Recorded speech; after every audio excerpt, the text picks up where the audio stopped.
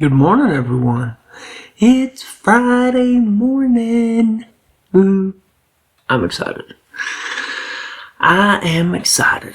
And it's supposed to be a little chillier the next couple of days. It's going to feel more like Christmas, although I hear it's going to be like 75 on Christmas Day, at least here in Texas. But at least it's going to be Christmas Day. The birth of Jesus. Something to celebrate. Looking forward to it. Let's do verse today. Luke chapter 6 verse 35, but love ye your enemies and do good, and lend, hoping for nothing again. And your reward shall be great, and ye shall be children of the highest, for he is kind unto the unthankful and to the evil. When you lend money, and then the day comes and they don't pay it back, do you call them up and you're like, hey, you owe me that money? Or do you give them a couple more days before you call them or before you talk to them, before you ask them? Here's my problem.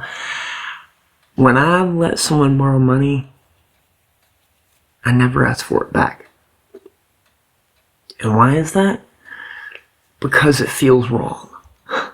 Sometimes people pay me back, but a lot of times I never get it back. And this has been me my entire life. I can't ask for money back. That being said, there has been a few times where I needed it so bad. In fact, here recently, a friend owed me some gas money, and I needed it so bad I had to ask for it, and I hated it. I felt awful about it. And he actually gave me too much gas money, and I tried to give some of it back, and he wouldn't give it back. And then I ended up actually needing the too much. God provides. Remember that. But I didn't want to ask for it back. I feel bad asking for my money or anything that I've loaned to anyone. And that's a good thing. Because Jesus says if you lend something, don't ask for it back. Treat it as a gift.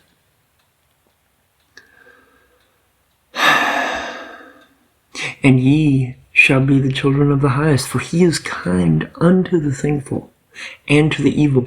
Jesus is kind to everyone, even to people that aren't thankful, even to people that are evil, even to people that aren't appreciative. Jesus is kind to everyone, and we are supposed to be Christ-like. We are supposed to be kind to those that aren't kind to us. We are supposed to love those that don't love us. We are supposed to do good, to those that don't know what good is. So, especially if we're supposed to be kind and good and loving to those that are mean and hateful and unloving, then of course those that we love, if you loan someone something that you care about, when you loan it to them, expect on never getting it back. I do that. Now, sometimes if someone offers it to me and I haven't said anything, I'll be like, are you sure? Are you sure? Are you sure? Or do you need it? If you really need it, just keep it. And that's not because I'm a saint. I don't know. It's never felt right taking stuff back that I've borrowed someone. It's never felt right. And maybe reading the scripture, that's why. Because when we loan something to someone, it's technically a gift. And we're not supposed to ask for it back. I don't know. But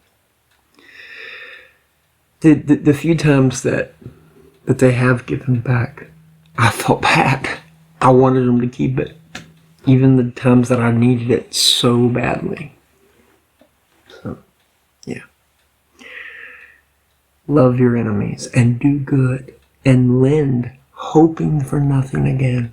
hoping for nothing again. That doesn't say lend and don't worry about if they pay it back, or, don't get upset if they don't pay it back, or, be okay if they don't pay it back. Lend hoping for nothing again. Hoping that they don't pay you back. Hoping they don't repay you. Hoping that they keep it.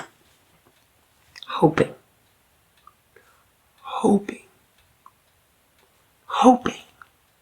That means when you lend, it's not a lend. When you give someone something to borrow, it's not a borrow, because you're hoping that you never get anything back, that they keep it permanently, forever. Hoping to never get anything back. That's Jesus. When Jesus took upon the sins of the entire world, imagine how colossal that was, how that felt. God without sin. Baby, quit eating the plant. Look at this. She eats plants. Baby. Anyway, imagine how colossal, how that felt for God with no sin to all of a sudden take on the sin of every living person and then die on the cross. Stop. Sorry. To take on the sin of every living person.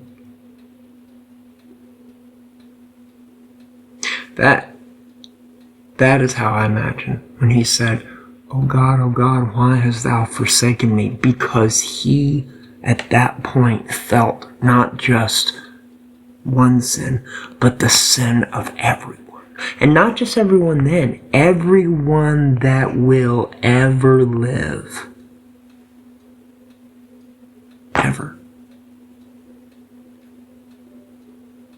And he died. And all those sins were forgiven. Does he want anything back for that? No. Is he asking for anything back for that? Is he asking for you to pay that sin back? No. Pay it forward? No. The only thing he wants is for you to believe, so that you actually gain the benefit of what he did for your own benefit. He's not even asking for love. If you believe, you inevitably love Jesus. And if you love Jesus, you inevitably worship him. That's how that works. I heard people, I'm not going to worship a God. You already do, you just don't realize it. You worship your sin. You worship all your stuff. But God's not asking for you to worship him or love him. He knows that if you believe in him, then you love him. And if you love him, you'll worship him. Because he's so good.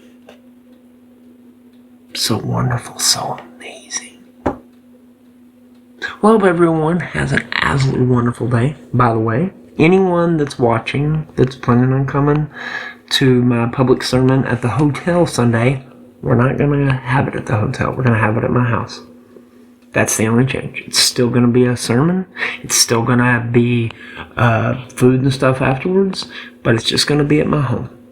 So, if anyone is interested in the area and wants to come, I have a small home, but it's big enough for you. So, just post me a message here, or if you have my number, give me a call. God bless you.